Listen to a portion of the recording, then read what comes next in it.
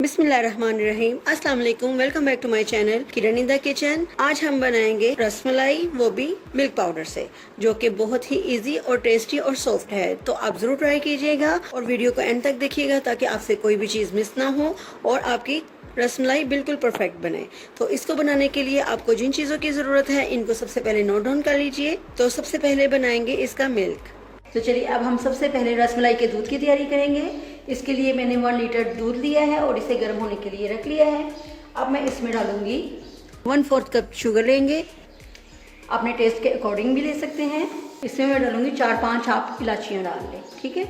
हल्की सी इनको तोड़ के तो डाल लें, पूरी मत तोड़िएगा क्योंकि फिर वो मुँह में आएगी तो अच्छी नहीं लगेंगी। तो चलिए अब मैं इसे कुक करूँगी। तो बस अब हम इसे मीडियम टू लो फ्लेम पे पकने के लिए छोड़ देंगे। तो अब हम इसकी रसमलाई की तैयारी करेंगे, बॉल्स की तैयारी करेंगे। अब मैं बनाऊंगी रसमलाई के बॉल्स। इसके लिए मैंने 1 कप ड्राई मिल्क लिया है, फुल फैट होना चाहिए। और इसके लिए मैंने 1/2 टीस्पून बेकिंग पाउडर लिया है, 1 एग लेंगे और 1 टेबलस्पून इसमें घी जाएगा। बिस्मिल्लाहिर्रहमानिर्रहीम। अब मैं इसमें डालूंगी 1/2 टीस्पून बेकिंग पाउडर। तो चलिए पहले मैं इसे मिक्स करूंगी। अब मैं इसमें डालूंगी घी। अब मैं इसे हाथ से मिक्स करूंगी और अंडे को पहले मैं फेंट लेती हूँ। बस हल्का सा फेंटना है इसको, ठीक है, ज़्यादा नहीं फेंटेंगे। बस मैंने ये देखिए हल्का सा बीट कर लिया, इसे ज़्यादा नहीं करेंगे। हाथों को अच्छी तरह से वॉश कर लीजिए। हल्के हल्के हाथों से मिक्स करूँगी। ये देखिए अच्छी तरह से मिक्स हो गया है। अब मैं इसमें अंडा डालूंगी।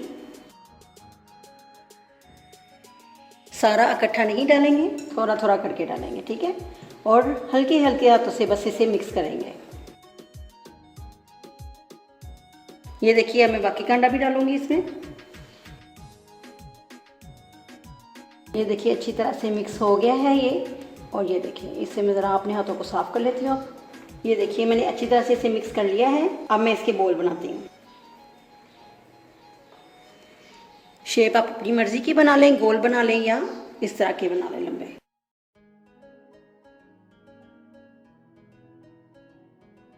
बस अब मैं इसी तरह इसके बोल बनाती जाऊंगी। शेप आप अपनी मर्जी की बना लें, जो आपने को चाहिए, गोल चाहिए गोल बना लें, इस तरह चाहिए तो इस तरह बना लें। ये देखिए दूध हमारा गर्म हो गया और ये हल्का हल्का बॉयल होने वाला है। बस अपने बोल्स डालती हूँ और इसको अब मैं 5 मिनट के लिए ढक दूंगी। 3 से 4 मिनट हो गए हैं। अब मैं इसे देखती हूँ, चेक करती हूँ। तो अल्हम्दुलिल्लाह ये देखिए हो गई हैं ये। इनको मैं हल्का हल्का सा बस इनके ऊपर ज़रा दूध डालूंगी ताकि ये ऊपर से भी अच्छी तरह से हो जाए। ये देखिए माशाल्लाह से ये देखिए डबल हो गई है ये। अभी भी हम इसको मीडियम टू लो फ्लेम पे कुक करेंगे। तो अब मैं इसकी मलाई तैयार करती हूँ। अब मैं ये रसमलाई बाहर निकाल लूँगी, इसको ओवर कुक नहीं करेंगे। जिस हमने बाउल में इसे सर्व करना है ना, उसी में मैं निकालूंगी।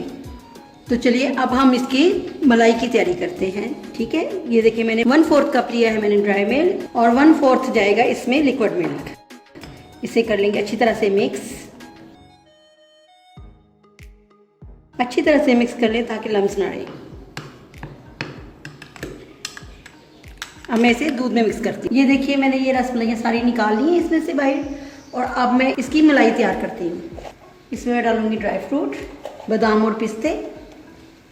इस तरह क्रश करके डाल लीजिए, अपने टेस्ट के मुताबिक डालिए। और जो मैंने अभी ड्राई मिल्क से दूध बनाया है ये अब मैं ऐड कर दूँगी इसमें। इससे तो इसका टेस्ट और लाजवाब हो जाएगा। बिस्मिल्लाहिर्रहमानिर्रहीम।